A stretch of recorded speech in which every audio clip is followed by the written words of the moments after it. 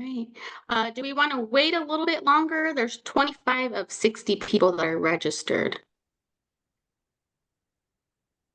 Oh, we're I okay. I'm okay. yeah, I think we can start. We're gonna do some introduction in the Yes. beginning anyways. And we're recording. Perfect. All right. So I'm going to go ahead and open this meeting. My name is Jennifer Guillen, and I'm the chapter coordinator for the San Gabriel Valley. So thank you all for coming today. This is actually near and dear to my heart. I teach ESL citizenship, and so for me, I really needed this. And I talk to Song Hong quite often about this, and so what better people to get to speak for us today and teach us. And Jennifer has also answered some of my questions. So yeah, thank you all. So yeah, we'll go ahead and start. And I think Song, are you going to start first? So first of all, we're gonna do a quick introduction. Jennifer, would you like to go first?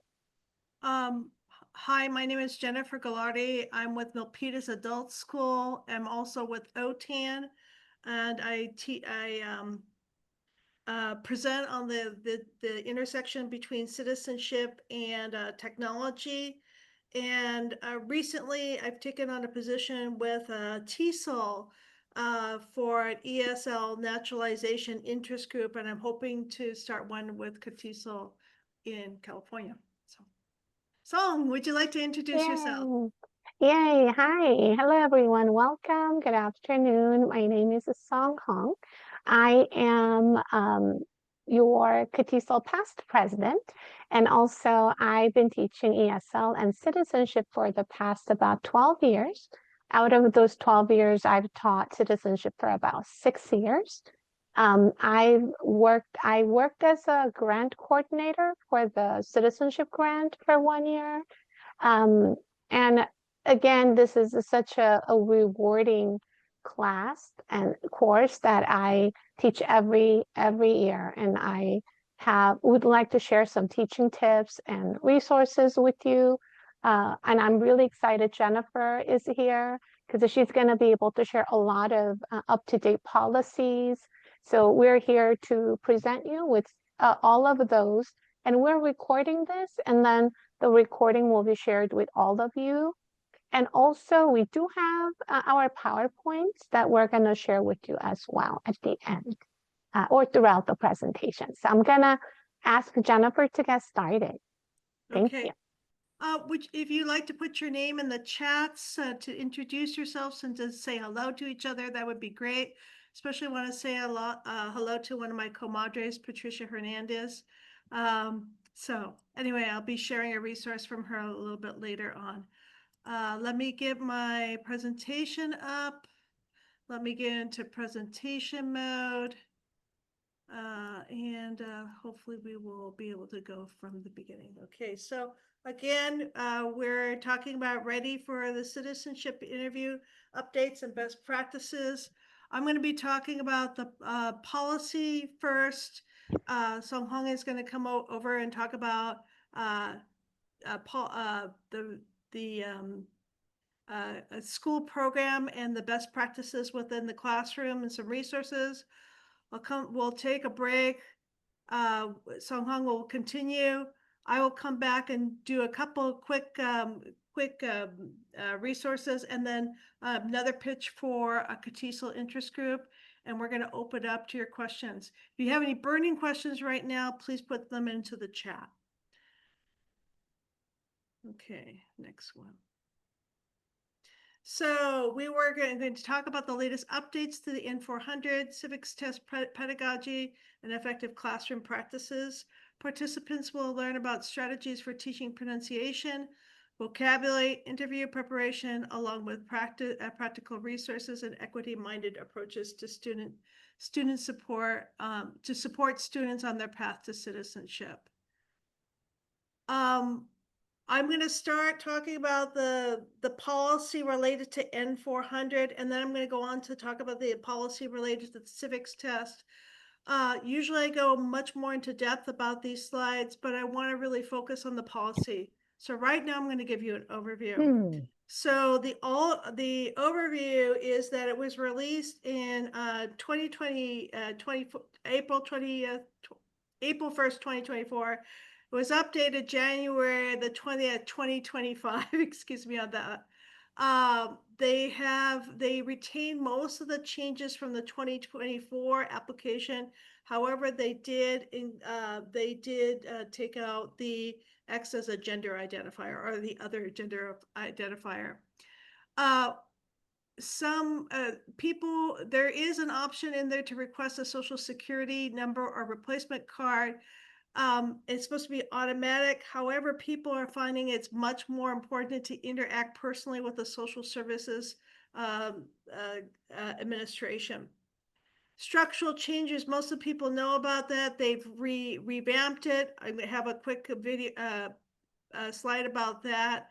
And the most important thing I think on here is probably the inclusion of the fee reduction. And that's one thing that's going to be very, very important to our students.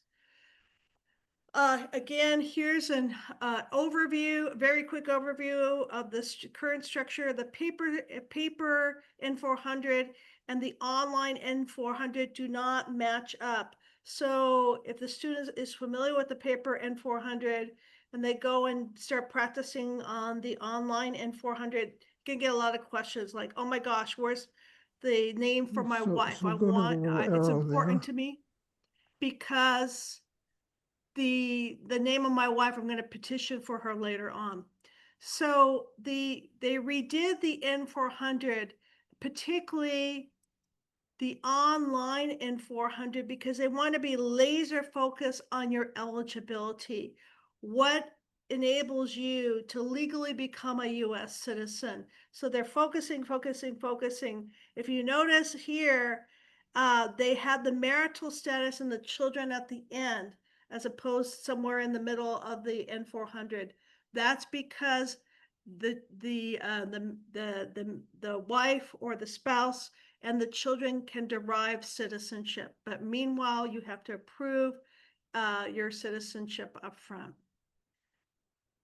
Next thing I would like to do is do a quick overview of the Part 9 or the moral character section. This is going to become much more important when we talk about proving moral character in a couple slides from now.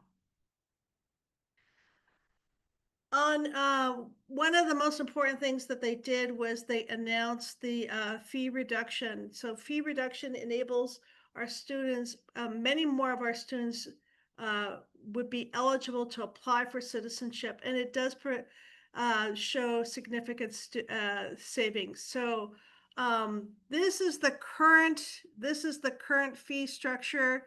It's now $760. You get a $50 discount if you apply online, and you can basically reduce your fees, I think approximately to half of that if you apply for a fee reduction. We have a really great fact sheet here put out by USCIS, and this is something that's really necessary, and I distribute to my students up front when they come into the classroom. Let's see if I can quickly take a look at that. No, let me see if I can, I will try to put the link into the chat later on. Are people familiar with this fact sheet from USCIS? Yes or no? You're saying no? Okay. Some people say yes, some people say no. Okay, so I will put that link later on into the chat. One of the things that I also do is I work for OTAN, and I put out an article last year about how we can start transitioning our current in-house resources to help basically teach this while we're waiting for new textbooks to come out. So we do expect new textbooks from Lynn Weintraub and Bill Bliss at the very, very early 2026. And they have put out free supplements on that to help us make that transition. However, we have a lot of stuff near at hand to help us talk about the N400. So here are the different sections of the N400 and the reality that people can bring in or to look at in their own lives to basically practice the N400 and make it that much more real. Something that's tangible will really bring it home into what's going on with the citizenship interview. This stuff is going to be really important, especially when we start talking about this new policy from USCIS. So in August 15th, USCIS published a new policy memorandum restoring a rigorous, holistic, and comprehensive good moral character evaluation standards for aliens applying for naturalization. The link is in the slides, but most importantly, what changed. So they basically issued the new rules, and they wanted to really emphasize the difference between the old approach versus the new approach. The old approach, they basically looked to see if you had any disqualifying behaviors. And that was the whole, if you remember, it used to be section 10, then section 11, then 14, and now it's section 9. They would look at what kind of crimes, what kind of affiliations that you would have that basically would disqualify you for from naturalization. Now they say that they're going to look at everything together. So the language that they actually used in the memorandum is totality of circumstances. They're going to be looking at your positive behaviors. So it's kind of difficult if you think about it. How do you prove that you're a positive person or you're would be a good American citizen? Because mostly you say, hey, I've never been arrested, I've never been in jail, everything is cool with me. But they want something a little bit more, so they're trying to again put trying to reframe these qualifications. So let's talk about the first one. So these are basically questions. I use the language in the memorandum to basically develop these series of questions. So the first one, do you take part in your community or do volunteer work in the United States? So I recently had some feedback from one of the staff at BPSOS that the officer actually asked this, what do you do to help the community? And the woman was caught off guard, but she said, I volunteer at church. And that was perfectly acceptable to the officer. She didn't need to do any further explanation. But again, we don't want our students to be caught off guard. We do want to practice these kind of conversations with them. How do you take care of your family members and have family strong ties in the United States? So particularly if the current administration really holds up the family as the basic unit of the United States society. However, how engaged are you? If you have family here, they're going to have that much more of an attachment to what happens here and to have a good society. They look at your highest level of education or training. Now, if you're applying on an H-1B visa or come in under some sort of education visa, they will have a track of your education. However, if you've been petitioned through a family visa, they're not going to actually have this information.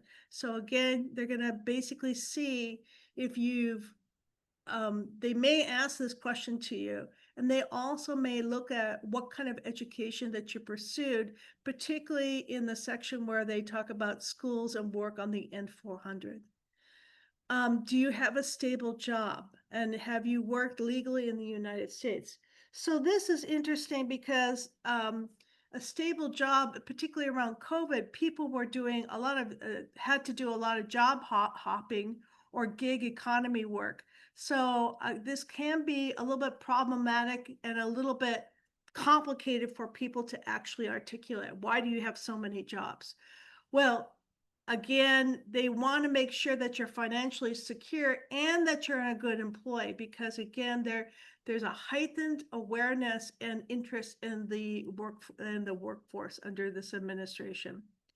They want to make sure that how long have you lived lawfully in the United States? A lot of people simply answer this by talking about their green card, their dates of their green cards, but they might want a little bit further explanation. And do you pay your taxes every year and take care of your financial responsibilities? So taxes are straightforward. That's simply a line in the current N400 Part 9. But taking care of your financial responsibilities mean, do you pay your student loan? What's your credit score? Do you fulfill your paying child support? Okay, so they're going to be going and looking more and more at this kind of information. However, some people say, well, what kind of proof do I have to go back do I need to prove this? How can I prove this during an interview?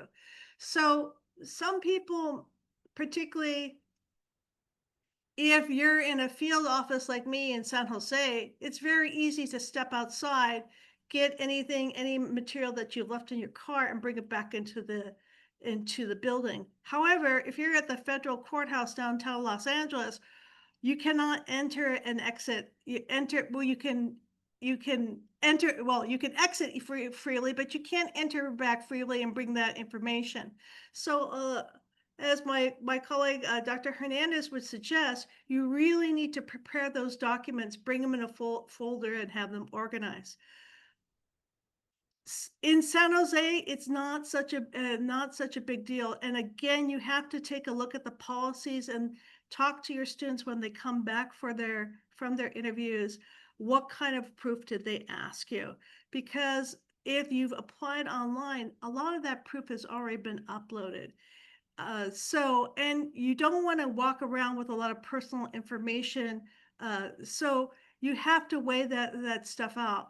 What happens in San Jose, if they need further information, they continue the interview and they ask for they send a letter with direct requests for further things about taxes or child support, et cetera, et cetera.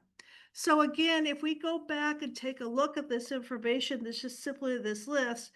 All these questions, again, are basically further questions or deeper questions attached to parts of the N400.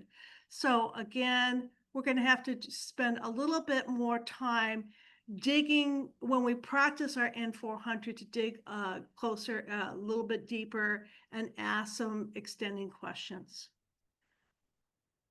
Let's continue on. I want to talk about the greater scrutiny. And again, these questions are directly from this language is directly from the memorandum, but they're also directly from the different questions on the N400 Part 9.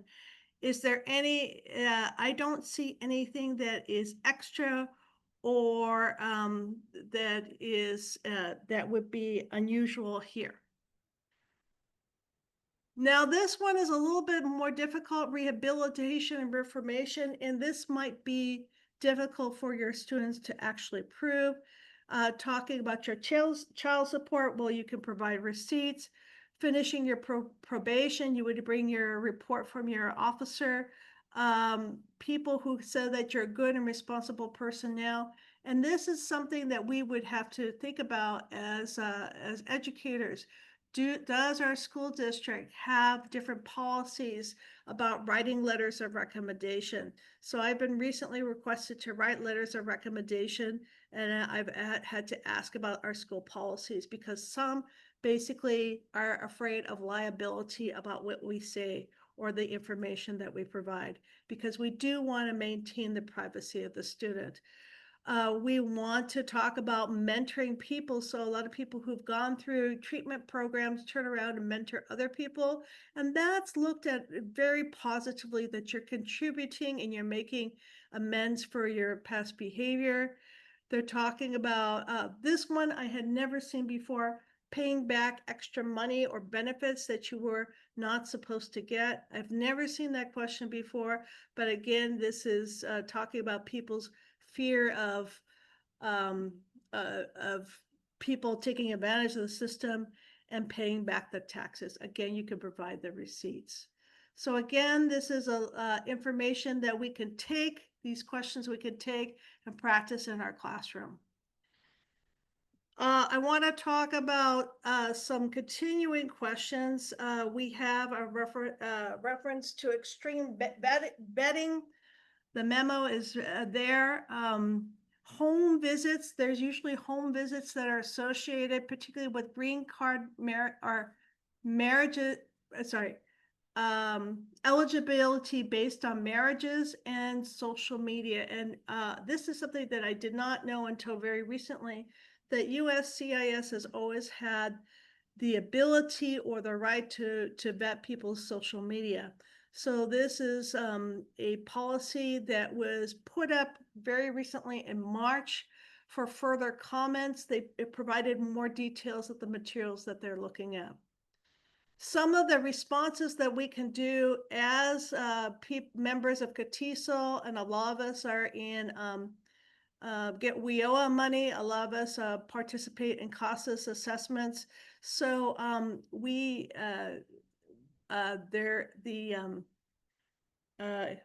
what is that called? Refugee Interest Group for CATESOL gathered together some Know Your Rights materials, and from that material and the working together, they developed 2 new co-apps. One is about preparing for immigration consultation, and another one is to develop some family emergency plans. So now you can get pay points to basically help your students prepare for the worst possible scenario, and somebody's detained and arrested by ICE agents.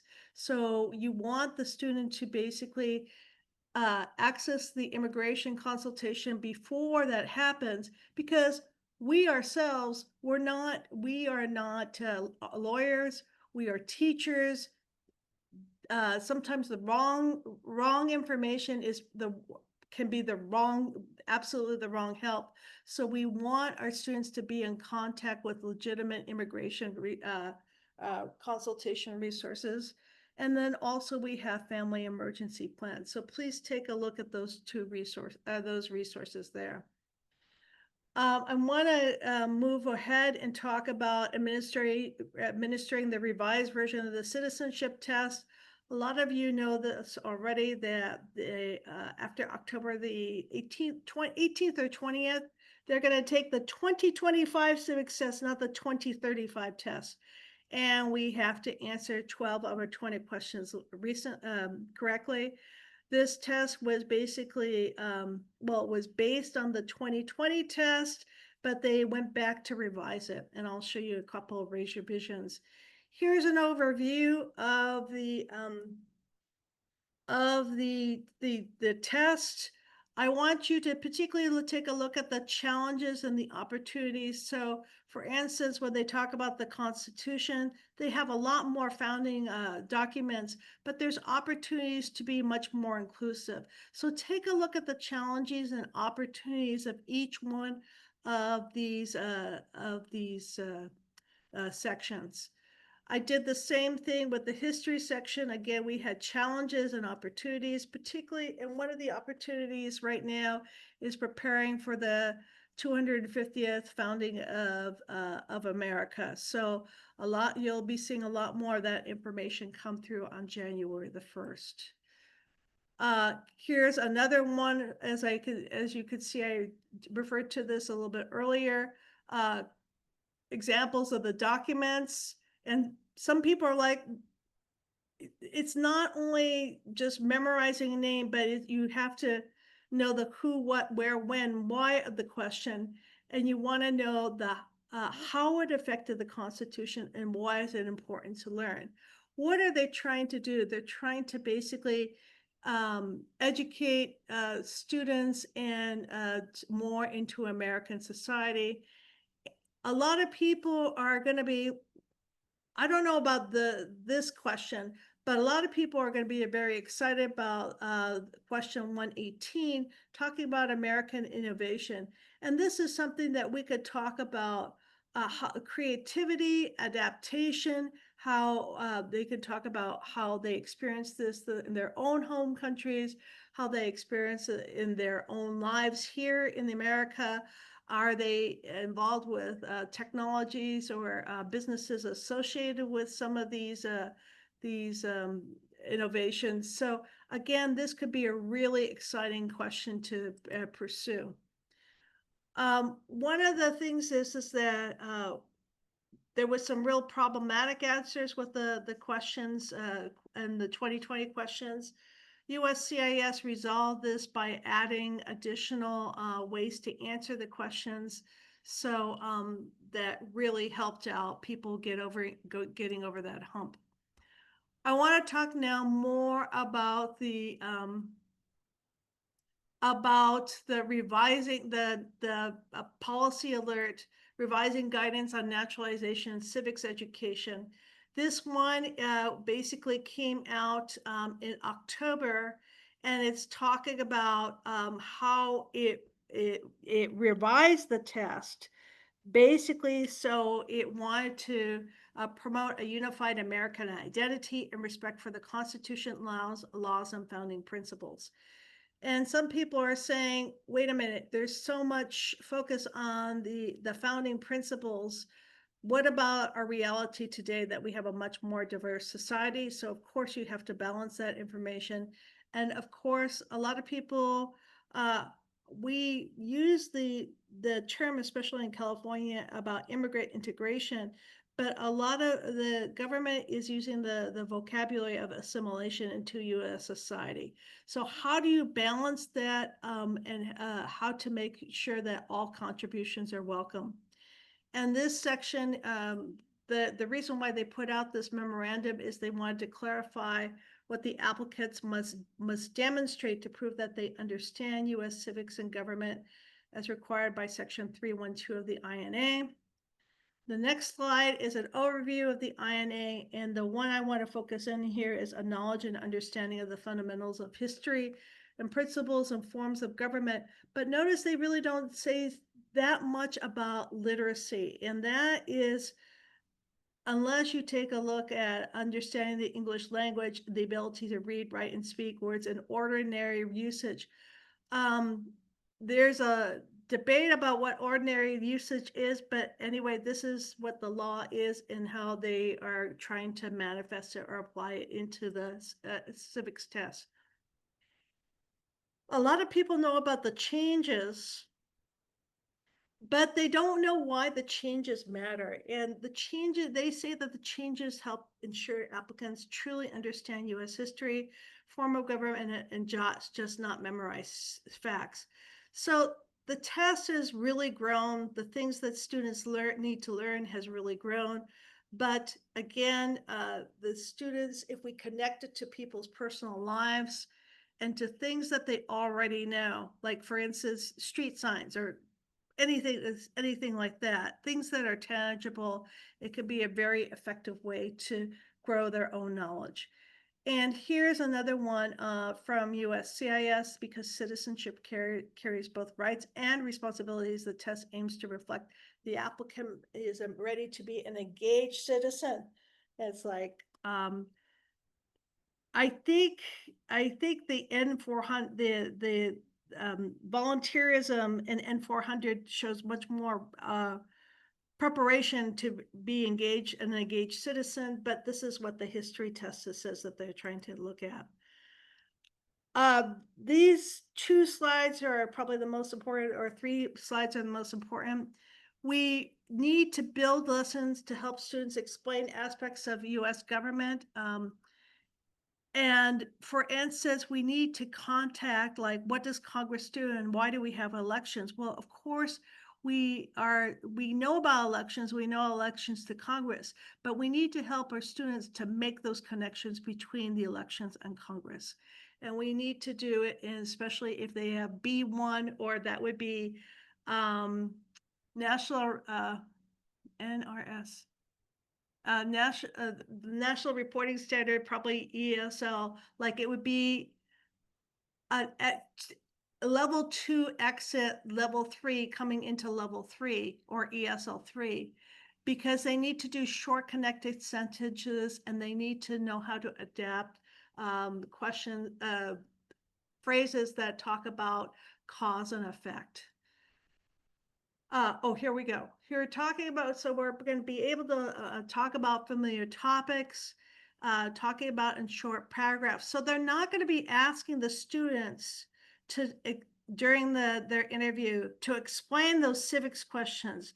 But in the classroom, in order for them to make the connections, because there's abundance of material, if the students can articulate these themselves, they're going to be much more ready for that test to go forward. And we want to take a look at focus on understanding and just not memorizing. And if you basically take a look at the president and the executive branch, you basically connected again to the balance of power, that the president enforces the laws that is made by the Congress. The Congress is elected by the people. You can connect it back to we the people. So again, making connections, and deepening that knowledge is going to be so important. One of the tools that we've just received is an update to One Nation, One People, which is available as a PDF. I'll come back and talk about that a little bit later. And if you need any help or any resources about the new 2025 test, please take a look at this QR code, and I have more resources at US Citizen Pod. And I will turn it over to Song. Thank you so much. Thank you, Jennifer. There was one question in the chat by Anne she asked, please elaborate on how our program can get pay points for providing students with Know Your Rights, because you talked about the co-ops, right? Yeah. Do you mind if I put if I come back and put like 2 resources in there and talk about that? But if your school is doing co-ops as an assessment, you simply select doing 19.1 as one of the co-ops that you do during the year. You do the assessment, you provide the materials, you do the practice in your class, and then you do the assessments, and that's how you get the pay points. I'm sure somebody can explain that better than I Thank you. Okay, thank you. Great, thank you so much. Okay, so I'll go ahead and share my screen so I can get started. There we go. And what I just did, I just put the PDF of my presentation in the chat, and I'm sure Jennifer's going to share hers also in the chat. Right now. So I'm going to cover citizenship teaching resources and best practices, just based on my own experience. Currently, I'm teaching at Santiago Kenyon College and also citizenship class there. And I also teach ESL classes at Saddleback College. So my agenda is pretty long, but I'm going to try to cover these topics. So from kind of starting of an assignment, maybe when you accept an assignment, and then like what you do, what you cover with your students. So hopefully I think I should be able to cover all. So here is just my introduction really quick. Here we go. So when you teach, either it's online, in person, Zoom, or Canvas, or you even do like a HyFlex or hybrid, onboarding is really important. And one of the things I do is I do a student survey every semester. So I have send out a welcome email. So if you teach an ESL class, I'm sure you all do. So whether it's an online or in-person class, you send a warm welcome email. And then also creating your communication plan and providing it through your syllabus or email them all your contact information, or even in your Canvas is really important, especially if your students want to contact you with any questions about their status or their application, so that you want to make sure that you leave that communication line open. Also, I included in this document a student survey. So when I go here, you can see, here we go. It's a little template that I use. So at the beginning of the semester, I actually share these 3 questions in my Canvas, but you can do this on a paper form. However way you want to do it, you can even do it as a Google form. But I ask these 3 questions: how long they've been a legal permanent resident, and then whether they've submitted their N400 application or not, especially because of the submission date with the 2 tests, right? Now I have about 20 students in my class. About half of them already submitted their application before October 20th. So they're going to go with the old test, where the other half, they either haven't submitted or they submitted after October 20th. So then they have to study the new test. So as an instructor, I think it's really important for me to know who needs to take which test. And then also if they have gotten their interview date or not. Because that way I do schedule mock interviews with my students, and it really helps me to see where everyone is in the process. Also, I share at the very beginning 10 reasons to become a US citizen, and this is and this is a YouTube video that you can watch. I'm not going to play it right now, but it's a good overview when they first come to your class. And also, I do share the USCIS website, and just to show them how they need to go to uscis.gov, how that is the government site, and that is the official site, so that they can kind of explore all the resources that are there. And also, I have right here, if you scroll down here, it also has, before the citizenship interview, I share some tips with my students. And this is something that, because this is, for many of them, this is their first time. So you need to kind of let them know and walk them through, dress for the occasion, and make sure they bring their interview letter to sign in. All of those things are very important to remind them. So the civics test, we have 2 tests. So I share both of them with them. So the 2008 test, again, this is USCIS has it, 2008 test. And also 2025 test is also available. So I do share both versions with my students so that they know which one they're supposed to study with the October 20th date. And here is the document that I wanted to share with you. So this is called, it's a comparison document. So because I teach a class where I have a mixture of students, some need to take 2008, some 25. And so it kind of goes over the differences. And the way that I did it was, when this change happened, I tried to submit both question versions of the test to ChatGPT and asked it to give me produce a document, would compare and give me the result. When I checked it, it was not correct. So there were so many mistakes. So I actually went back and I went like question, like by question. So I kind of went through. So there were actually 45 identical, very similar questions. So when you scroll through down, you can see I kind of number them both. And so my students have the copy of this so that they can kind of see, if, especially they've been coming to my class for a while.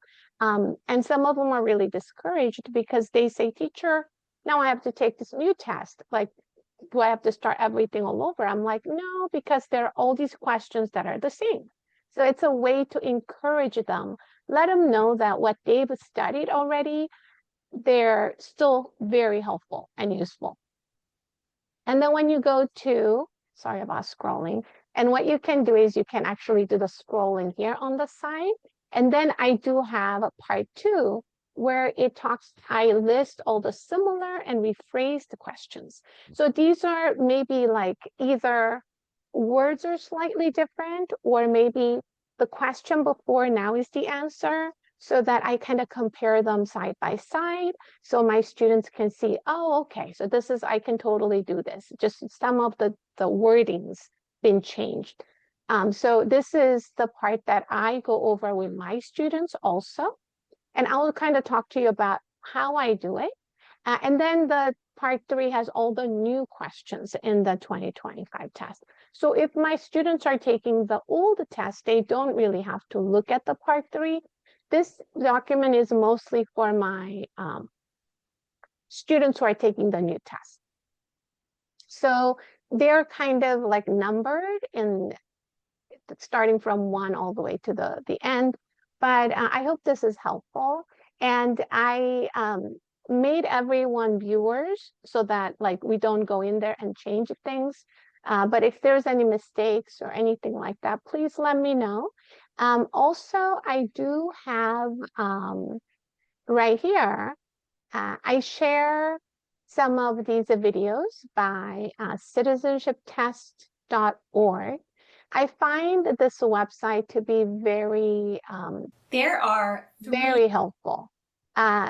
She's wonderful, and a lot of her videos are well captioned and closed captioned. Mostly the older videos were actually much better captioned. I think the new videos that she's creating haven't been, because of probably the rush. She wants to get these out, but she created this 128 video with all the new questions. I was very impressed. So I share this with my students who need to take the 128 question test. And then also there is also our different videos here that you can share with your students if they want to practice at home.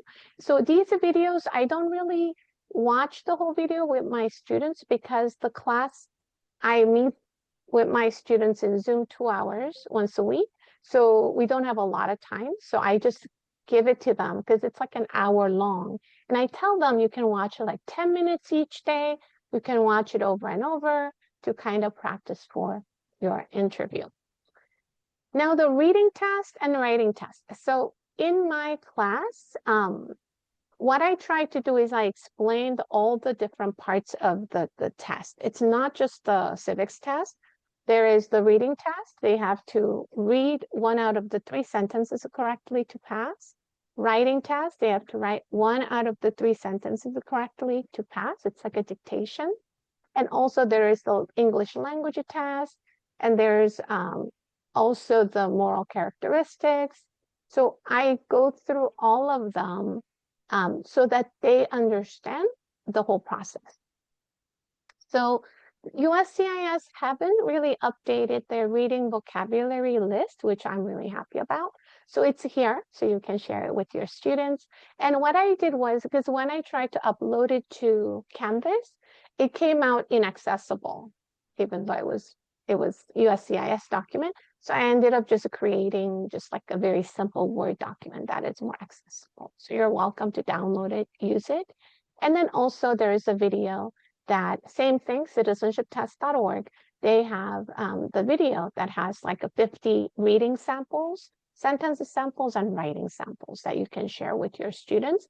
And this, you can definitely use this video to teach in your class, because you can do maybe like 3 sentences each class. You don't have to do the whole 50 sentences. So if there are 50, you teach for 10 weeks, then maybe you can do 5 sentences each week. So you can plan it out so that you cover a little bit of each area, so that your student is holistically ready. So you don't want to focus on just one, because some students may not come every time. So I try to make sure every single class I cover a little bit of each. Same thing with the writing vocabulary list is here. So this is USCIS provided. Here is a writing vocabulary list, another one that's accessible. Writing sentences sample video that you can watch, same one as before. And this one actually is a USCIS video that kind of demonstrates how they're now going to be using tablets. And for some of our students, they may not know, because it used to be paper and pen or pencil, but now they're a lot more and more using tablets. So for them to just watch it, I think that really helps because then they kind of understand that process. So N400 application is a big part of my class when I teach. So I try to cover the whole application. So again, I do one part at a time. Part 9 is very long. So then I do maybe 5 questions or 1 page at a time so that my students are familiar with some of the vocabulary words. And sometimes, I mean, there are videos also available. These are great study resources you can share with them, with your students. These videos are great because especially the part 9 videos are all the have you ever videos. And it's great because they can really listen to the word definitions, very simple definitions, so that they can actually practice for their interview. What I do, just like what Jennifer shared earlier, when I go over the N400 application, I don't make any assumptions. And I always tell them that I'm not a legal representative, that I cannot give them any legal advice. And I tell them that based on your answers or on their situations, their answers may vary. And I always refer them to a legal representative, which I will share a list with you later on, so that if they have any questions, they can go talk to someone so they can get the help they need. Right? So time outside the United States is very important because many of my students, when they first join my class, they don't really know those guidelines that they cannot be out of the United States more than 6 months in a year. So, and some students come in when they're not even eligible. They want to take the class early. So then I let them know right away, just if you're planning a trip, just to be just mindful of this guideline so that they cannot be out of the country more than 6 months and then half of the 5-year period if they're applying as being here for 5+ years. And I'm going to keep going. So now English language support. So I'm going to just do this one and then I'll come back after a break, but I will also take some of your questions and answers. When you teach this, these are based on the feedback I've gotten from my students, because I get students from very, very low to advanced.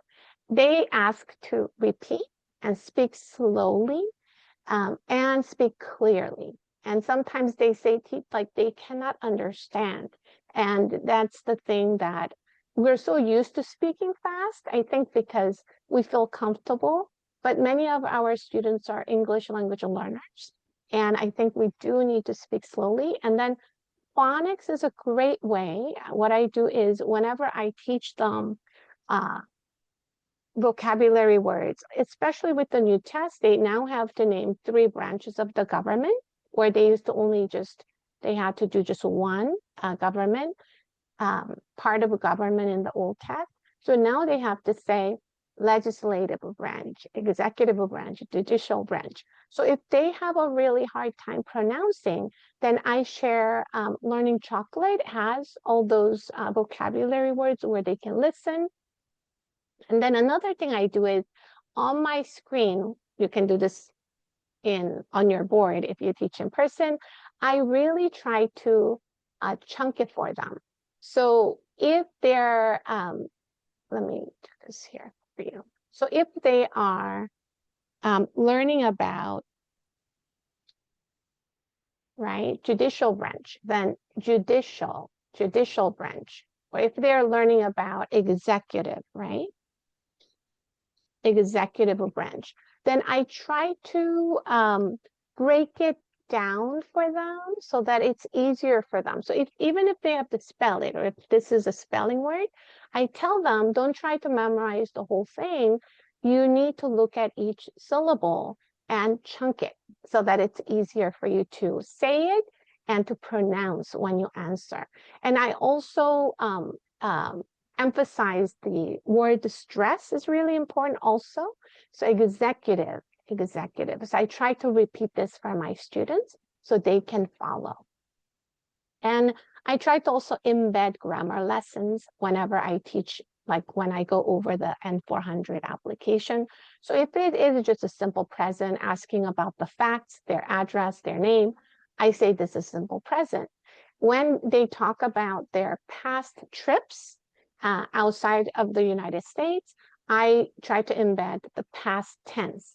When they answer questions in part 9, because a lot of questions are have you ever questions, I try to embed present perfect. So if you actually embed those grammar lessons when you teach go over the N400, it can really be very helpful so that they understand, they can make those connections.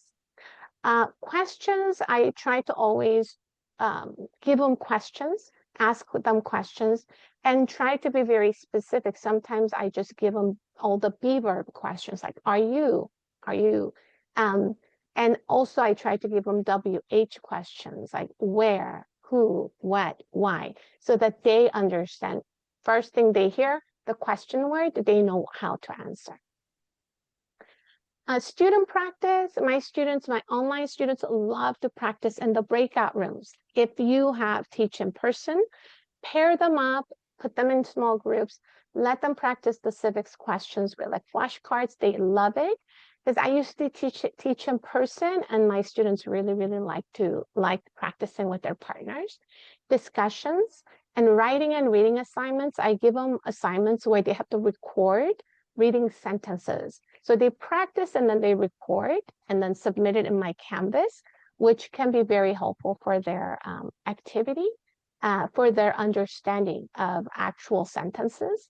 And then also here, USCIS has this adaptable teaching tools, which you can use actually in your own classroom, and it gives you different ideas.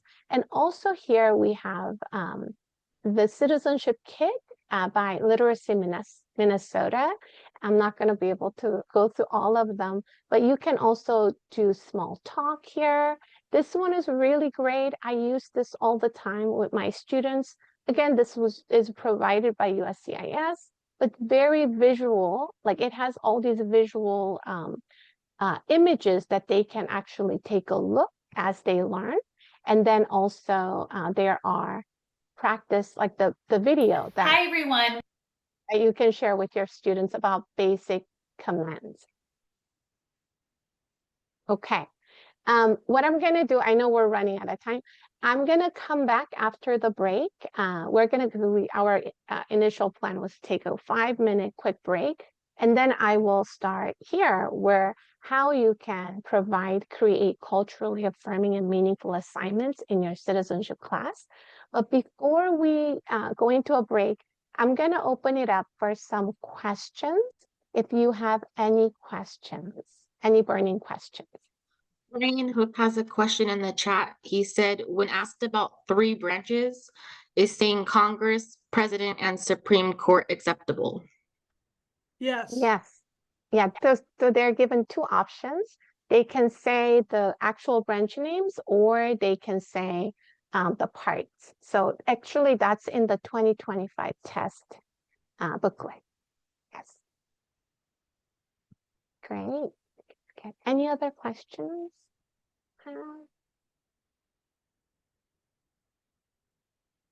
No?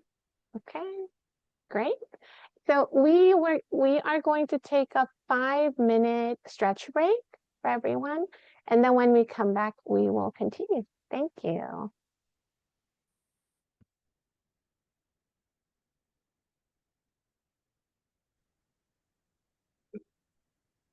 Song, can you still hear me?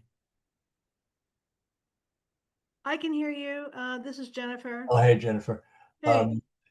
I didn't want to embarrass myself in front of everybody, but during the second 30 minutes, I lost connection. And so I had to mess around with my computer and get back online. And Oh, I so hate that. Yeah. I was really frustrated.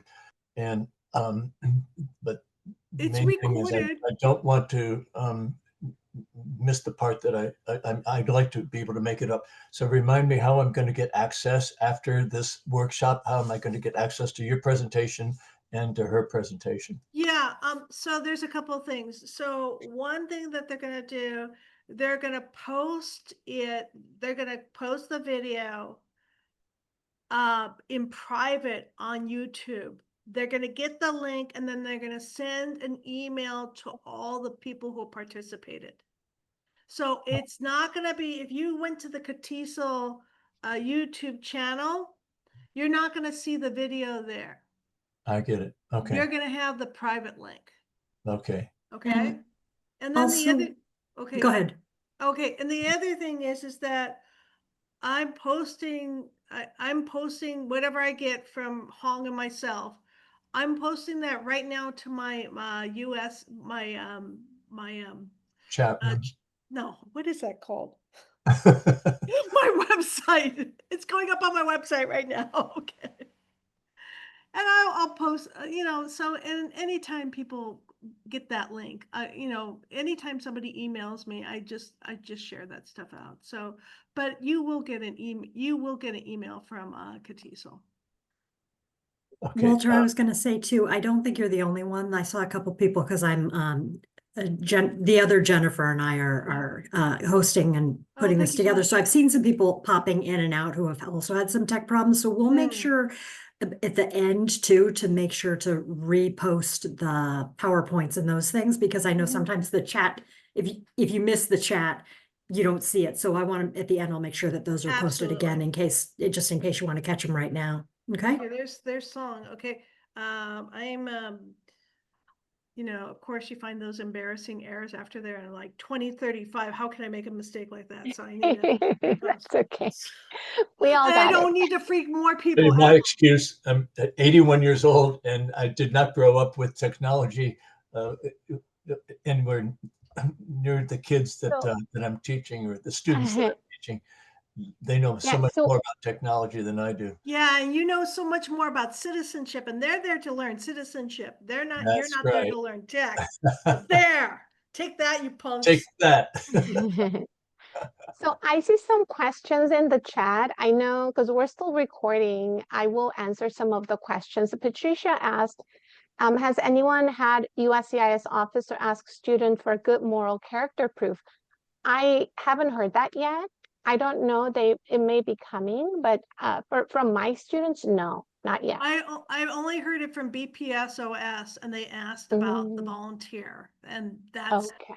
and That's good to know. like I said, the student drew a blank, and she said the first thing that came to her mind, and the officer didn't ask her to explain that. She goes, "I volunteer at church." So if we start practicing those kind of things, because we don't want, if you practice a long answer, the more you say, the more it can be used against you. Not that I'm saying that happens at an interview, but if we practice easy answers like that, and again, Patricia is the undisputed master of going in there prepped up. So Patricia, you want to unmute and say something about that? What you'd ask your students to bring in their folders? Are you okay? Wait a minute. Might be difficult for her to unmute. Okay. Yeah, it's okay. Yes. But maybe So, we should continue. Yeah. Yeah. So Susan also asked about if they need to prepare to answer the civics questions and also explain some vocabulary words on the N400. Very good question. So I had a student who came back, she passed, and she was really upset because the officer didn't ask her any definitions. And because she studied with me every single word, and she was like, oh, so I said, well, that's still good. You passed, right? But I had another student about 2 years ago. She went in. She told me that she thought she wasn't going to pass because the officer asked her every single question on this was used to be part 12 on the N400 application, every single one. So she said that part alone took her over an hour. But she ended up answering all of them, so she passed. So what I tell my students is prepare, because the worst thing that can happen is they don't ask you any questions about it. Right. But I've had students where the officer asked my students about the definitions. I think it happens more when their English doesn't sound very proficient. Then the officers want to double check their understanding, and then that's where the definition part comes in, I think. Yeah, it's not an oral vocabulary test. They're basically Wow. just confirming proficiency, and they're confirming, do you actually understand the question I just asked you? That's what they really want to know, because you're basically entering into a verbal legal agreement when you're saying, hey, this is really, really true. But if you don't know what you're talking about, are you going to be able to fulfill your responsibilities as an American citizen? But I also assure my students that they're not trying to trap you. They're trying to make sure you understand what's happening. Good. And then Joanne had a really good question about Yeah. parking tickets. Have you ever been arrested, cited, detained? Yeah, So they're I've cited. worked with, yeah, citations. So Yeah. I've worked with some legal representatives before, and they, in the past, they told me if it's just a $50 ticket, no, but if it's over 500, something major, then yes. Yeah. I was also told if it's like tickets that you didn't pay and they piled up, then Mhm. that is something that you should take care before you go to the interview. What do you Yeah, think, Joanne? in the instructions, it directly says that they directly talk about tickets, and they say if it's under 500, don't worry about it. If it's over 500, and particularly if you're not paying your tickets, that shows that you're disregard the rule of law. That's what their intent. That's what they're going to be looking at. That's what they're concerned about. Right. So, Good. yeah.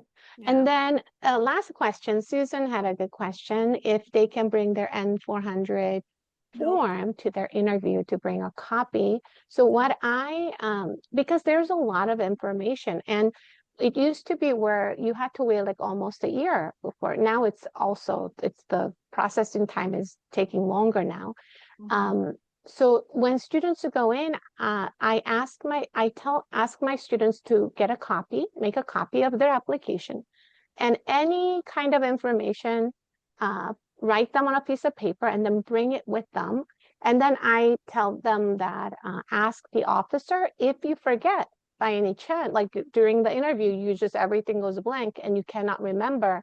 Ask nicely, politely to see if you can take a look at your document. My students usually, one or two in the past have done that, and both officers said yes. So I think it Wow. wouldn't hurt to ask at least and bring a copy. A very good point. Yes, ask first. Yes. I Very would good. not recommend it, but I mean, why not? If you know what, the person probably feels much better knowing that they have a Having that. backup. I think that's a really really good And strategy. even while they're waiting in the waiting room, they can Sure. still, study. So yeah. Okay, so I will continue. Everyone, great questions. Thank you so much for asking. And then, so again, I wanted to talk to you about culturally affirming and meaningful assignments. So we don't want this citizenship class and all the materials they learn to be just like memorizing. We don't want them to just think that, okay, I just have to memorize all the questions and I'll pass. I think it's more than that. We want them to really understand, and we want them to really like retain. So in order for that to happen, I think our lessons should be kind of relatable and then meaningful for them. So what I do is in my discussion topics, whenever I start my semester, I always do an introduction thread where students introduce themselves, where they're from, what languages they speak, what food they like, so that they can kind of get to know each other and then share their cultures. And whenever like a certain topic comes up, so there is a question about US holidays, I try to connect it with their own holidays and their favorite holidays in the US and also from their country.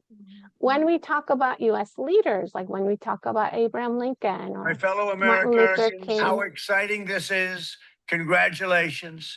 Today you receive one of the most priceless gifts. Sorry, I think we're watching the president's message. Okay, that's okay though. So US leaders, when we talk about US leaders, the leaders from their countries, and I ask them to make that connection and then share about maybe their the figure that they respect or they like to share with the rest of the class. And I learned so much from my students because there are so many great leaders that they share, and some of them I like didn't know, so I'm like, great, thank you so much for sharing.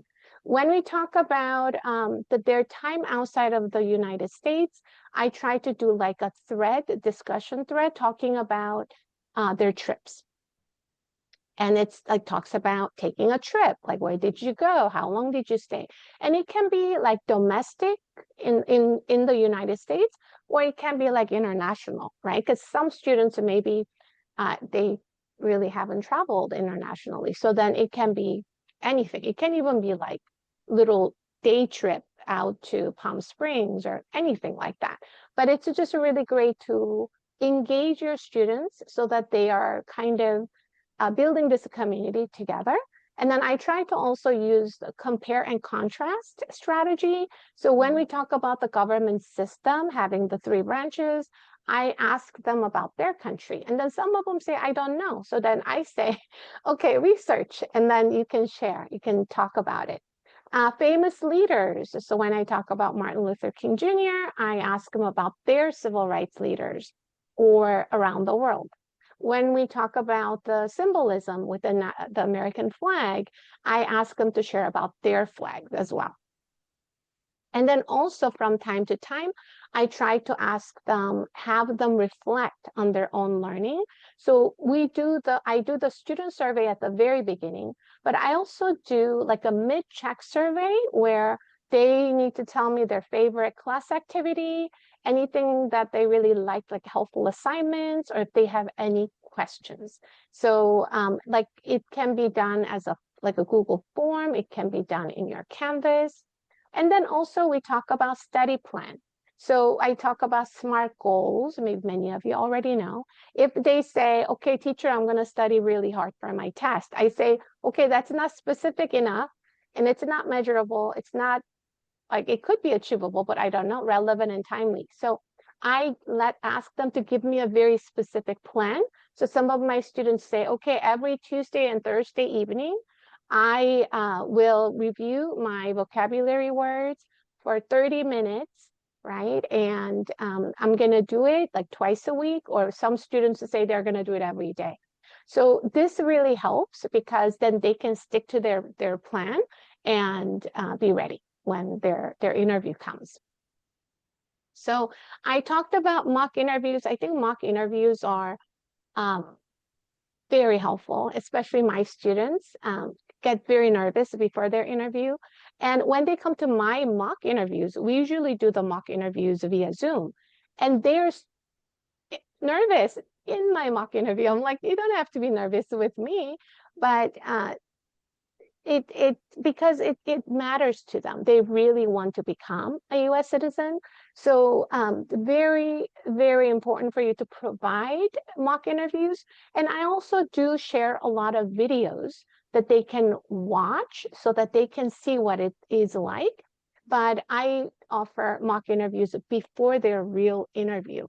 So I used to do just like 30-minute mock interview via Zoom, but more and more students wanted to do more. So if I saw like a student who needed more help with like the language and like speaking and understanding, one student, I did it up to 3 mock interviews and she passed. So I was very happy for her because the first one, she was very nervous.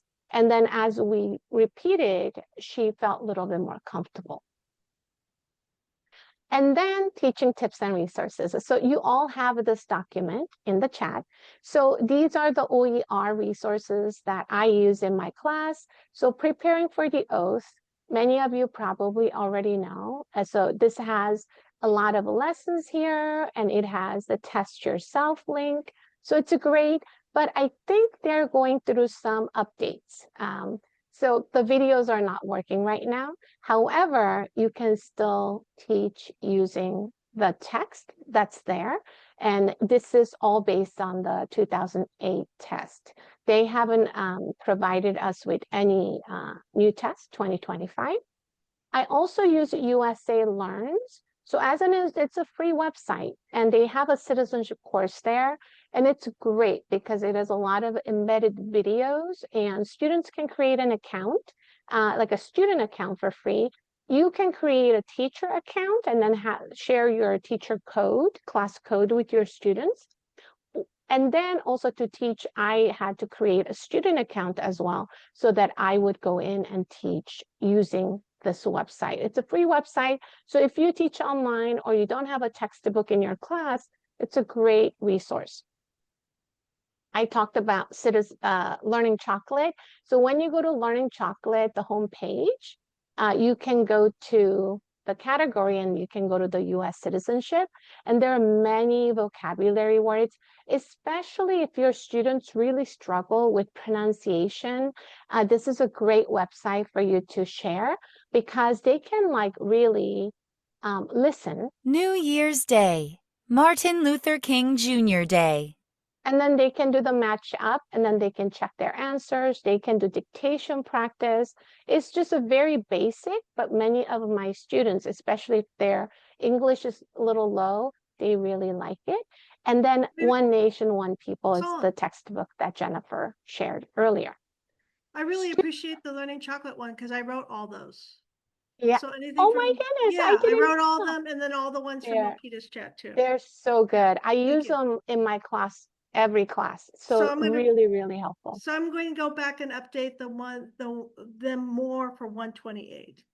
Thank you. Thank you. Thank you, Okay, yeah. Jennifer. Great. Okay, cool. Okay. And then I wanted to share this with you. So this is a USCIS tools and resources page. So you can share this with your students. What's really nice about this is they can follow up. They can look at their case status online.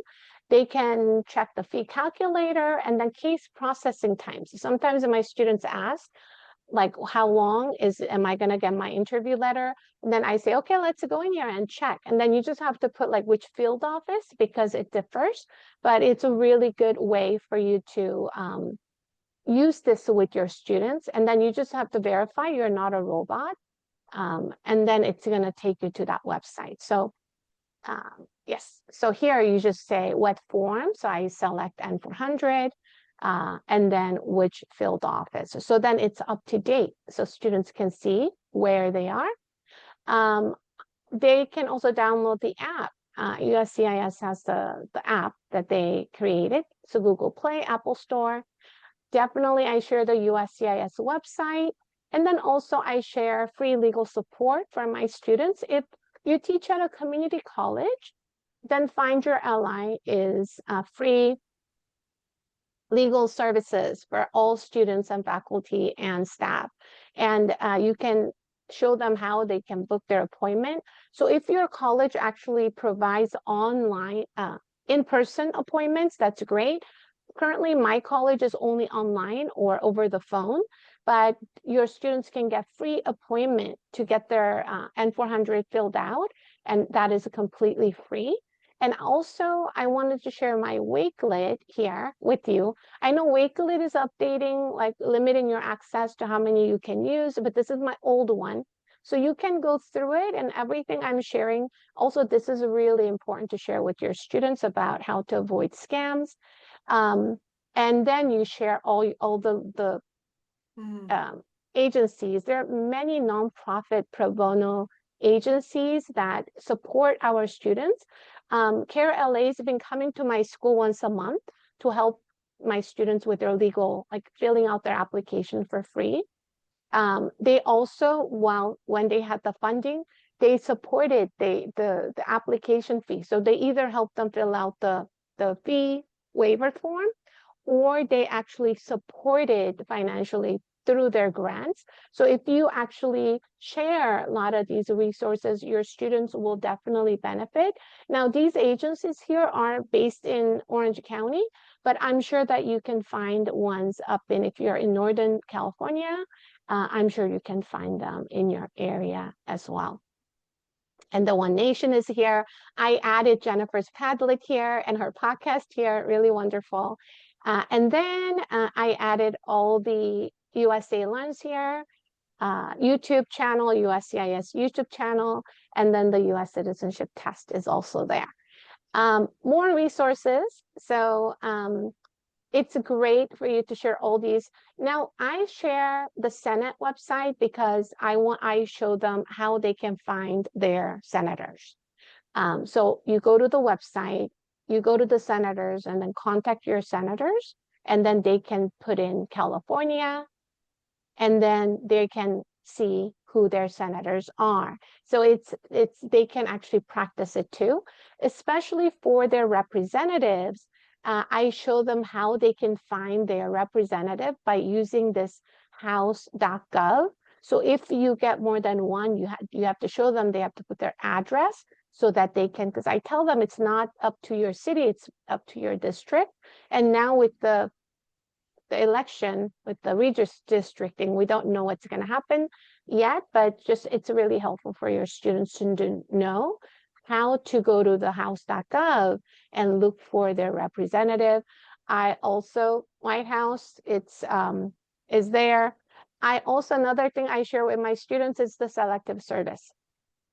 So a lot of my students are older, so maybe this may not apply to my students, but my students' children, many of them don't know this, so I share this with them, that if they're permanent residents, then their children, sons are older, 18 and older, then they have to do this, and then I take them to this website. So it's really helpful. I tell them I had to do it for my son when he turned 18, and the whole process, how you submit the form, you get a confirmation, and then they email you the card with their selective service number.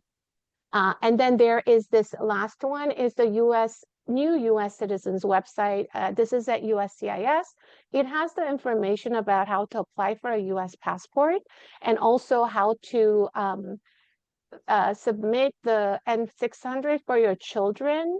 So it has a lot of information like register to vote and how to replace your certificate of naturalization. So if you could share this resource with your students, I think it can be very, very helpful to your students. So that's it for my portion, I think. So I'm going to go ahead and stop. If you have any questions for me, I can answer. Okay. So outside of the class time, yes, I do outside of the class time. Because my class is so short, but when I taught in person, one of my colleagues, she did the mock interviews in the classroom during the class. So what she did the mock interview in the front, and then she had everyone else watch. And it really helped everyone to kind of be in that mode, but like really helped the student, because the student who was getting ready for her interview really had that experience. So either way, but in my online class, I try to schedule it online, not during my class time. Yes. Thank you. So now I think Jennifer is next.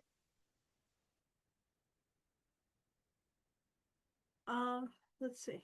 Okay. Hi. I'm looking forward to, thank you so much. It was just so cool to see all those resources. It's like, oh, need to grab that and that and that. So, okay. So, anyway, here we go with, hopefully, yes, this is the right one. Let me get into the presentation mode, slideshow from the beginning. Again, hi, my name is Jennifer Gagliardi. Thank you very much, Ms. Hong. And this is part 4. We're going to talk about some more resources and continue on. So the next one is I'm going to go a little bit further into One Nation, One People. So here are basically the resources. So even though they don't have questions for the 128 questions, they did still include that as part of the new book. I wanted to make note of the difference between, this is the 2024 version of this. They have a summary, they have direct links to the questions. They have these, they have really made an effort to include both Republican and Democratic pictures, so they really made an effort to be nonpartisan. I want you to know here is George W. Bush's cabinet, and rest in power, Dick Cheney, who just recently passed away, and his daughter continuing his legacy. So there we have the current administration. Oh, excuse me. Let me go back to the current one. If you look at the current version of the PDF, they do not include the summary on the side. They don't have links to the direct questions. They do have updated information. So they must have taken the picture for this picture maybe a day before they published it. And they have, if you notice, they don't have the Department of Defense, they have the Department of War. Good to see that they still have the Department of Education. So what makes it unique? It's as opposed to the M638 quick civic lessons, they basically tried to develop a consistent narrative. It's very easy to teach down to lower level students and up to higher level students. In fact, I used pace.ai to make a much like an A1 version of One Nation, One People for my students. What's language literacy? It is level 2 exit. So you're thinking about our ESL2 students in their second semester. And they're guided by their teachers versus being in ESL3, the students are more independent and they're able to consume the content and know where to look for appropriate information if they have questions. And the photos are available through Wiki Commons and infographics. So if you need to make your own version of this for your class, you can basically copy the information from the text. You can put it into adjust the level appropriately, and then basically grab the pictures and the infographics from appropriate places and create your own content. So whether it be video or also PDFs, in a learning management system, you can basically deliver this content, the newest and freshest content to your students. I wanted to go back and talk a little bit about the levels. So you need to, if you're do a lot of CASAS testing like we do in our adult school, or if you're using Ellie, Ellie has a really good article that talks about the CEFR levels versus the CASAS levels versus the NRS levels. Take a look at that, and it can help you adapt your material more appropriately for your students. And then there's always a question how you can incorporate One Nation, One People into your classroom curriculum. You can use it as a basis and pair it up with USCIS content. And that's important to still take a look at that content, because USCIS is not going to be developing any more instructional content for the N400. So those lesson plans for the N400 and for civics, that's it. So grab that information and repackage it as you need it. Preparing the Oath is undergoing a update, and I'm really looking forward to that. USA Learns is really, the N400 section is pretty much up to date, but again, they're going to go back and take a look at what's going on with the 128 questions. USA Hello is really good because not only have they put out translation to probably over 20 different languages, your students can look at the content itself in their own native language. So that's very important. And again, just to remind you that USCIS content can be used for non-commercial educational purposes. So please go, please start creating and sharing out your information.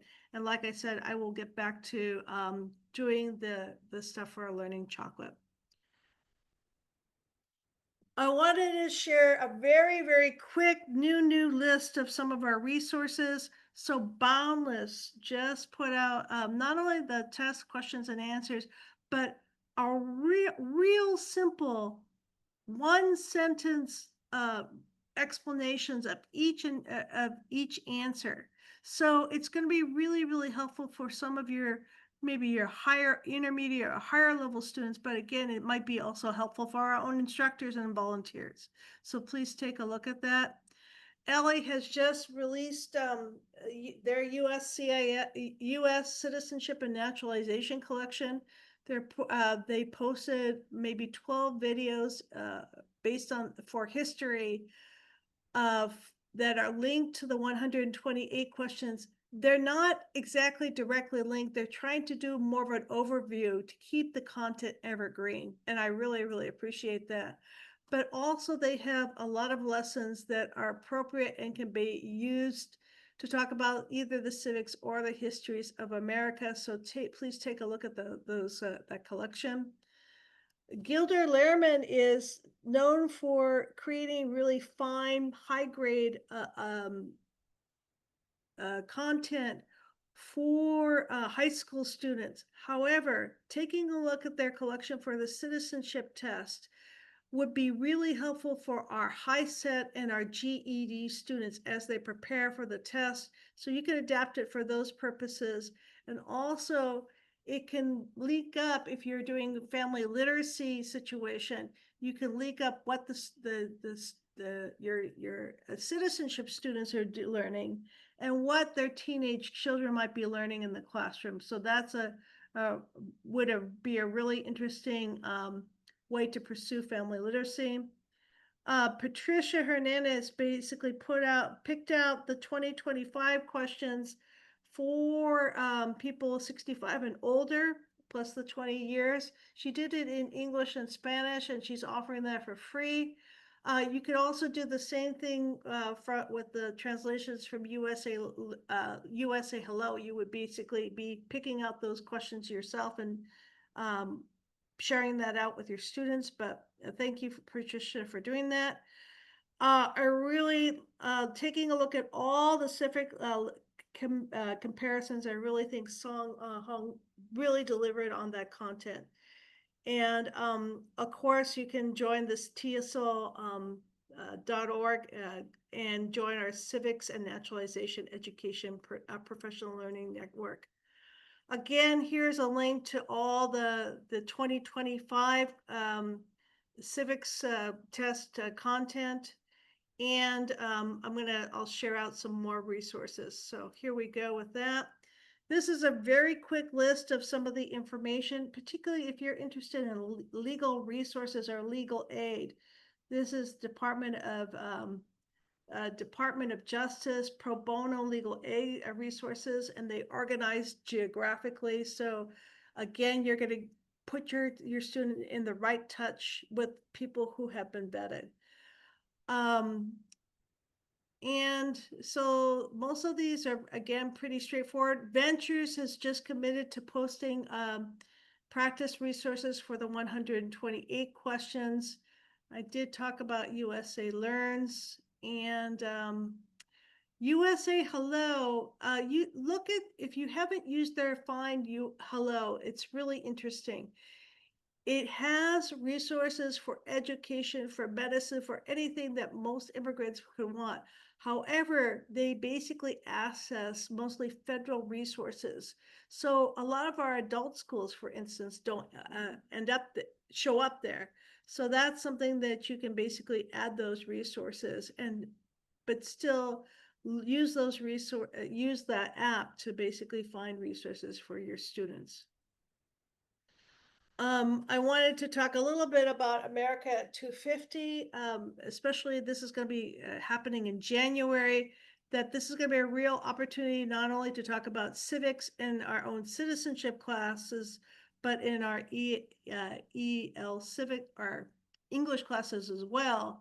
And I want to note that there's a big difference between private websites versus public websites. So if you go to nps.gov, you're going to have information about the 250th commemoration. Very important for the national parks to be involved. But you do have that banner that they're shut down because of the federal budget. As opposed to americasnationalparks.org, which is associated with it, you could think of it almost as a booster group for it, but it doesn't have those resources, and they have a lot of corporate what do they say? Corporate sponsorship. So taking a look at those resources as we move forward might determine what kind of information is available to our students. And as teachers, we need to pick and choose that. One thing that I can heartily recommend is National Constitution Center, their civic toolkit. Again, that's usually pitched at K-12 type of students, but they have a really great civic calendar. Usually the PDF is put out, but this year they only did the printed, which I don't understand why. But it's really good at talking about the anniversaries and celebrations that are coming up in the upcoming year. And again, this is another way to talk about civics and history in our classes, whether they're citizenship only or English as well. One opportunity that's coming up is there's Thanksgiving, but there's also Bill of Rights Day, which is December 15th. And it's an opportunity to connect up the 2025 rights and responsibilities questions, which have been expanded, and to link this with Know Your Rights material. So I'm starting to publish a series of quick interviews. So I like to create interviews that are anywhere from 10 to 20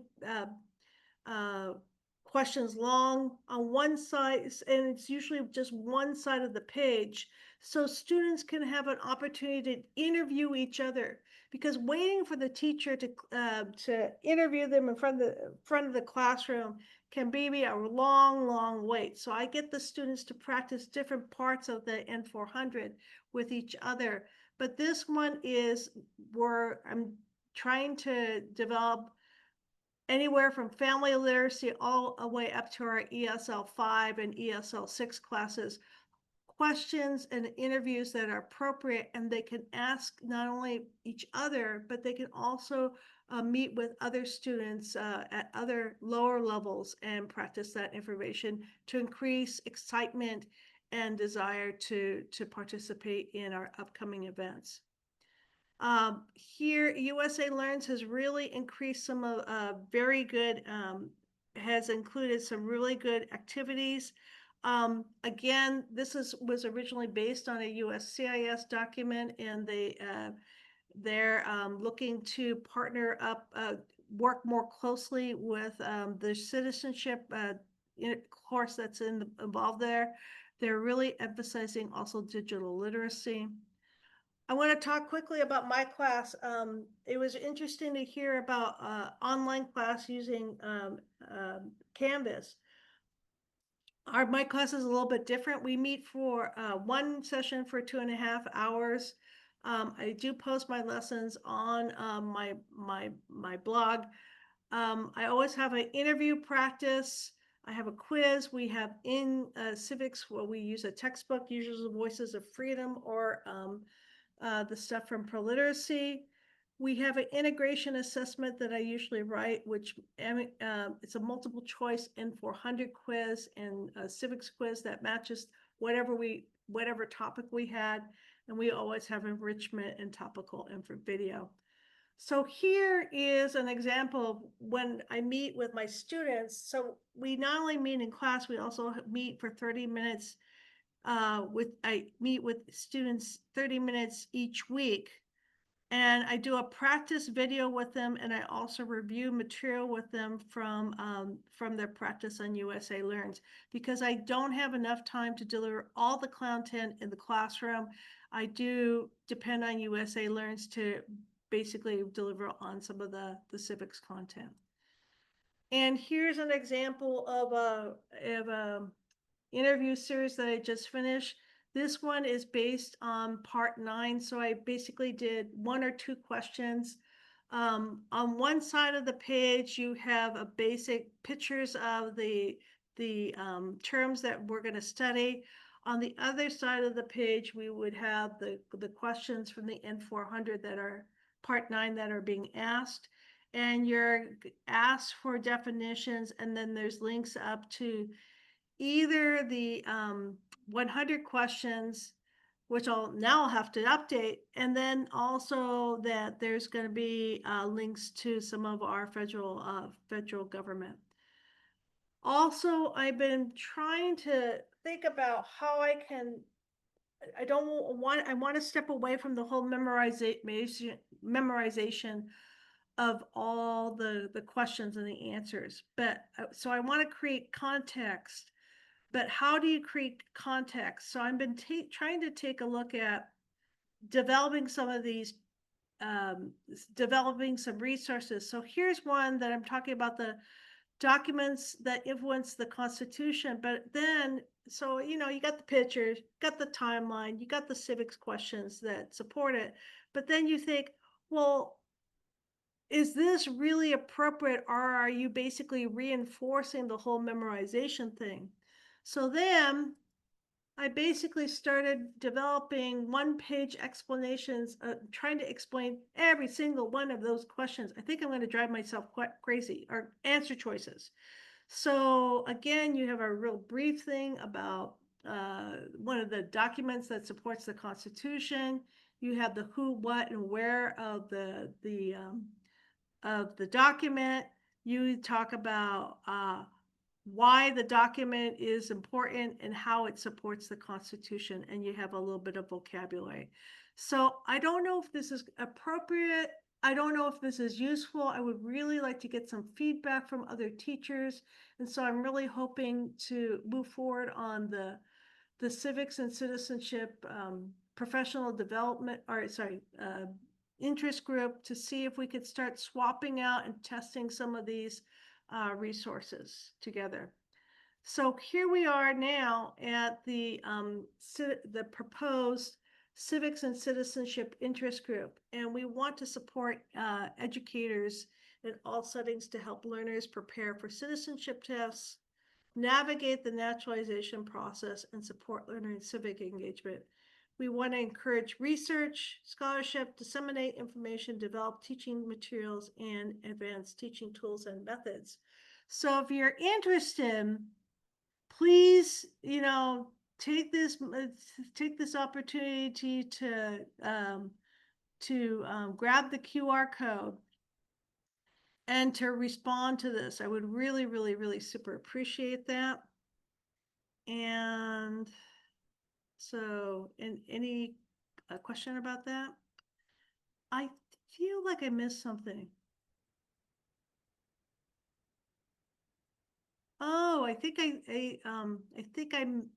stop share. I think I missed one thing. Do we have time that I can, or Yes, we're at time? No, Are I we think at we time? have time. Yeah. We have time? We have Okay, one time. second. Okay, Yes. great. So here, by the way, here's the website, US Citizen Podcast. I put up my 2 slide decks. I put up Song Hong's slide deck, and here's the form itself. But the one thing that I missed putting up is I missed putting up my own Padlet. So this is a Padlet that I've developed over the years that basically has keeping track of the changes to the N400, civics test resources, which I'm going to have to go back and update, and online courses, et cetera, et cetera. The one slide that I seem to have blown out was this really great slide from Sean Chakrabarty. And he's basically trying to lay out a curriculum of how to teach the citizenship interview. So here he is, basically giving an example of an 8-week versus 14-week comprehensive class for lower beginners. He's talking about how basically how to take a look at the questions that are going to be included. And he's a real firm believer in teaching according to topic, like us all. And then how you match that up with things related to the N400. So again, please take a look at this. Let me grab this and put that into the chart. Excuse me, I'm stepping away from this. Let's see if I can get this copy. Let's see, open the post.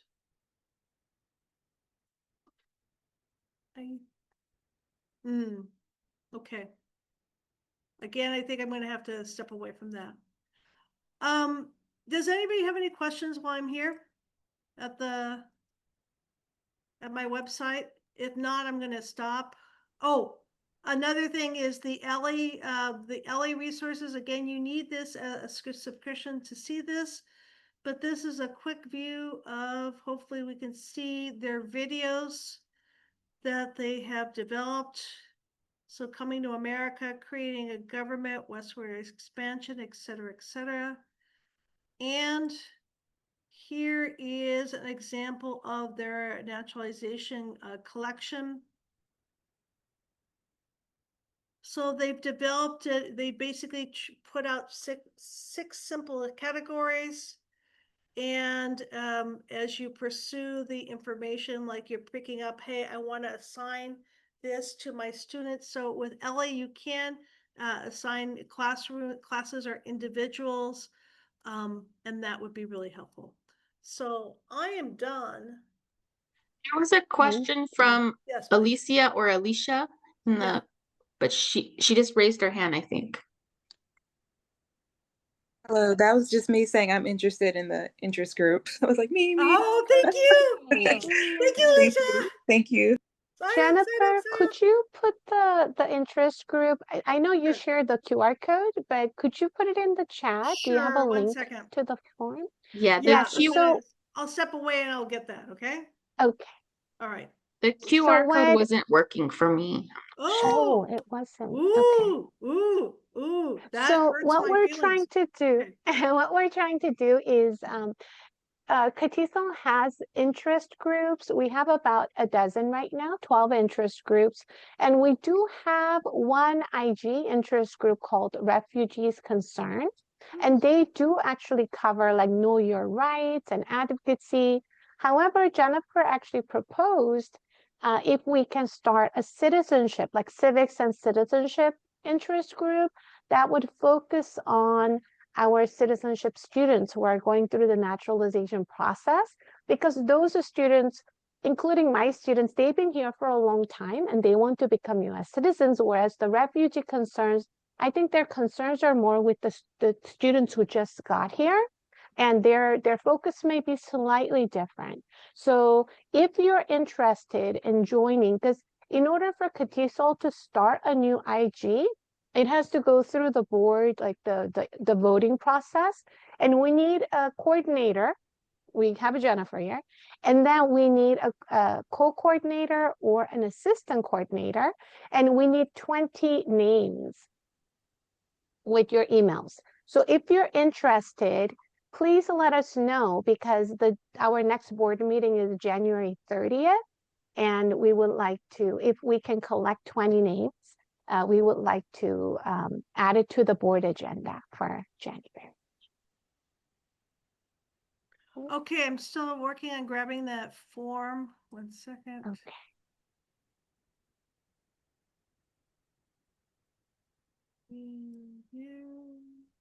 That's been published. Oh, the link works for me. I Yeah, can read. Yeah, here we go. Yeah, why'd you put it in? I don't know why I'm fumbling so much. I guess, Yeah, it's there. yeah. Oh, I got 3 responses so far. Yay, Brian. Okay, and Jamila and Bila Wong. Okay, that's cool. So why am I having problems with that? Okay, copy. Are you doing this just to make me feel better? No, that is honest. I don't know what I'm doing. Okay, how's that? Did that work? Yeah.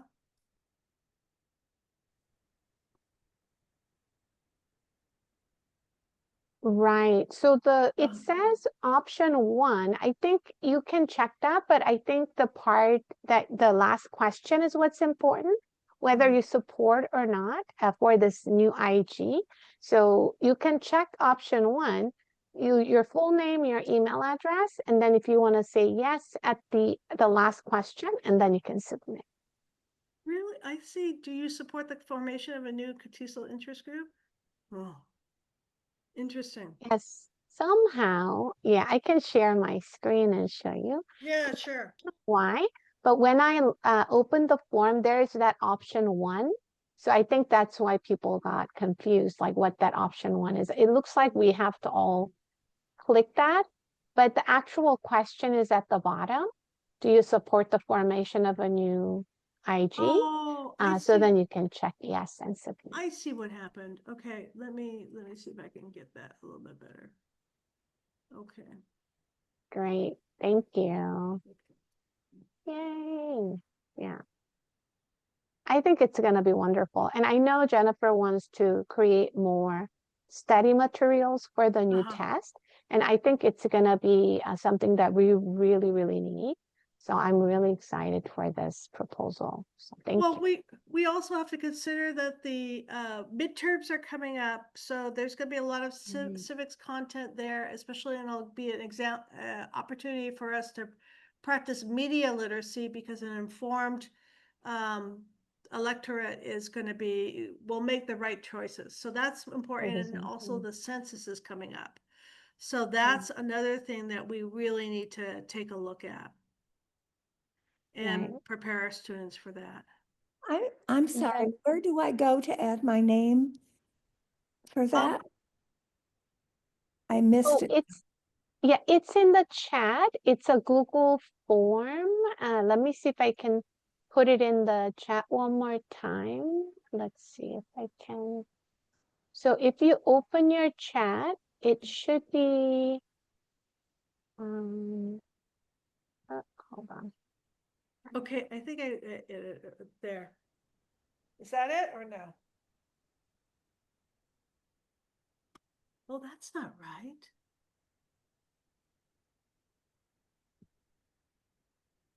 Let me delete that. Yeah, that link works for me. Great. And while you're doing that, I forgot to mention one thing. I shared the comparison document, and I forgot to tell you how to use it. So what I do is I actually go over the 100 civics questions first. So we focus on like a little theme or topic. So we cover like 5 to 10 questions each class. When we finish, then I go to the comparison document, and then we go through the document and look for the same themed questions in the new test. So we double check whether they're identical, and we check for the rephrased questions, and then we also go over the new questions to help the students who have to take the new test. So it takes longer, but now that we have a mix of students, so it looks like we may have to do that even into spring. And then maybe after spring, maybe everyone's going to take the 2025 test. Oh, emails. Yes, I can put my email in the chat for you. Jennifer, would you like to put your email in the chat? Yeah, 1 minute, please. Okay. Okay. Do you have any other questions while we're here? I think we have about 10 minutes left.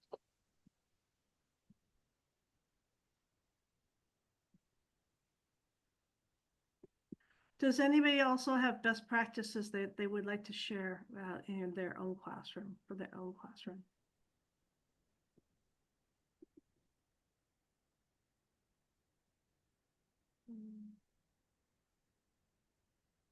You know, sometimes I have students, for example, I had a student going to his interview last week.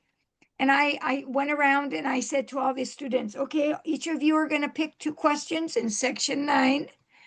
And you're going to be asking our student the question.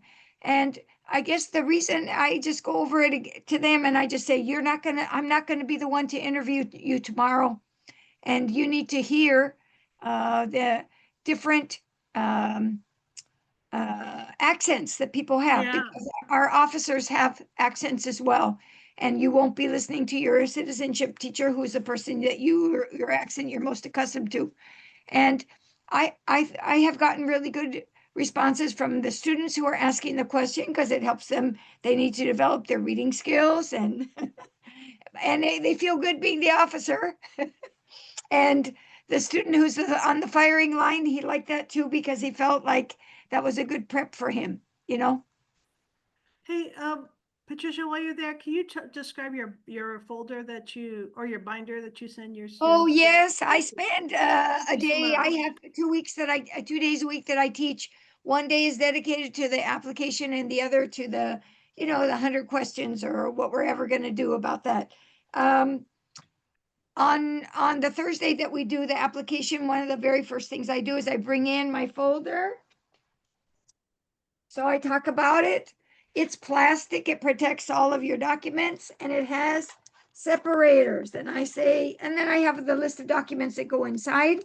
I knew that there was, earlier you guys had a discussion about taking the application. I always tell my students to take at the back of the, in the front, you're going to put your different documents. You're going to need your social security. You're going to need your second ID. You're going to need all your passports, right? And then in the middle, you're going to need your income tax documents.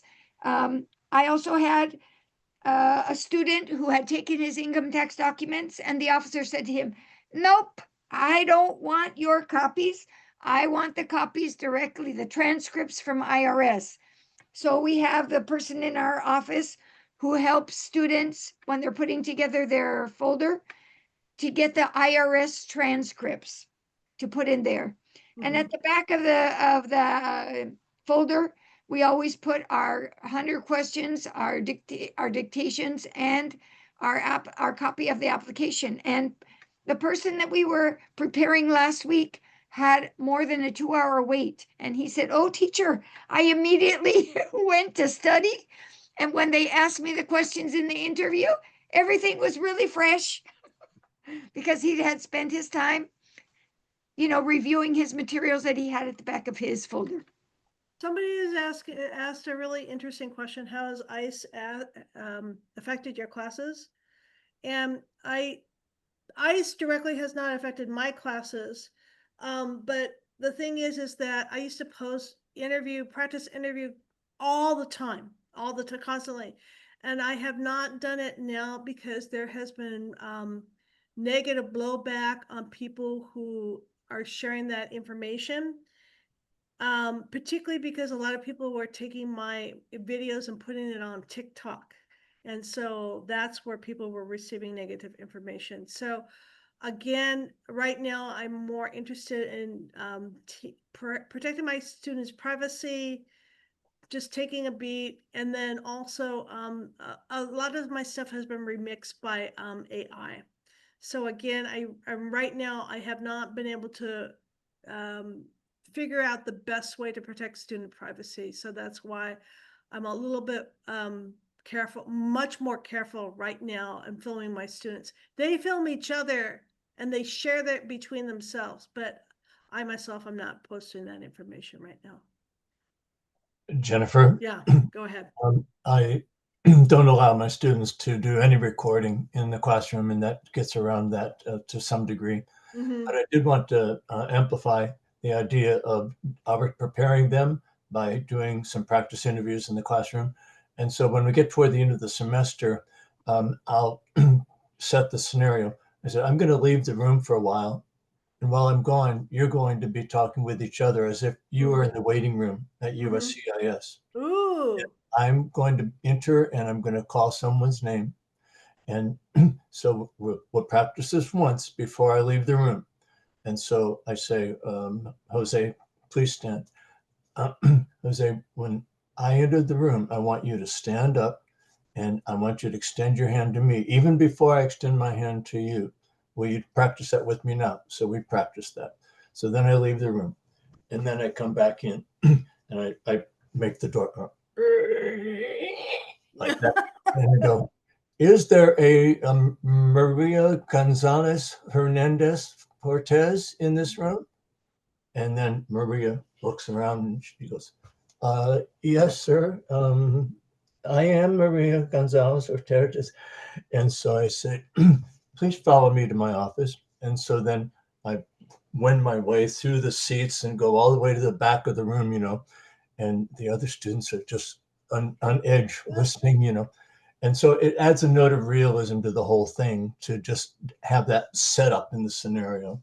And it makes them practice standing up, repeating their name, extending their hand, and following me down the hall to my office. Wow, that's really great. Just bringing that realism is really great to the class.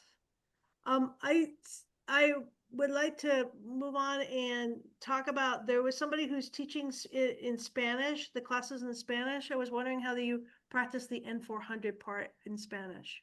Well, we have the N400 form in Spanish. Okay. So it is all in Spanish. The new one, the 2024 one? No. Oh, okay. Right now I'm finishing up the old one. Oh. Next week is my last week. And then we're going to be starting in February, and that will be all with the new content. Okay. Mm-hmm. Oh, no, I'm talking about the N400 part. The N400 form is in It's all Spanish? From ILRC? Yep. Or oh, Yep. okay, great. Mm-hmm. Okay. Yep. Mm-hmm. Okay, thank you so much. Sure. Anything else? Okay, well, thank you so much. Thank you, Thank you for so everyone. much for this Okay. opportunity. Please, again, sign up for the, if you are interested in the forum for CATESOL, the interest group for CATESOL. I really appreciate this opportunity to come in and talk to everybody from San Gabriel and beyond. And I think Saturday worked out. Yeah, thank you guys all for coming. On behalf of San Gabriel Valley, the chapter, I want to thank Song and Jennifer. Really, really helpful, especially for me, and I'm sure for others. I do want to share our chapter's website if anyone is interested in volunteering, just because it helps us bring forth professional development like this. I know a lot of people on my board don't teach this. I'm the only one. And so if we get a diverse group on our board, we're able to share a lot of interesting PDs. Again, it's a great way to network. And yeah, maybe there's a class I've never taught. We get someone else that wants to share a PD, we can always do that. So if anyone is interested in speaking at another event for us, we would gladly host you, and we would take ideas as well. So again, thank you, everyone. At this time, I don't know if we want to reshare files one last time in the chat. That might be helpful. And I just posted the San Gabriel Valley Weebly account so you can see. We are looking for more board members. So if anyone wants to join. All right. Let's see, where's the chat?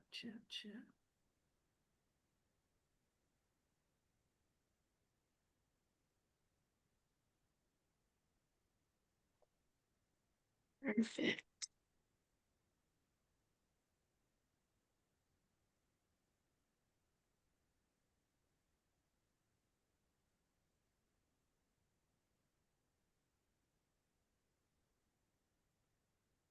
Okay. Thank you for people speaking up during the webinar too. That was really neat. Yeah. Any final questions? All right. Been great. Thank you. All right. Thank you guys. We everyone. Happy appreciate it. Saturday to everybody. Enjoy your weekend. Bye. Oh yeah, congratulations to the Dodgers. Thank you. I'm a Giants fan. Oh, we're sorry about that. Bye. Okay, bye-bye. Thank you for talking. I'm sorry, I have a quick question if it's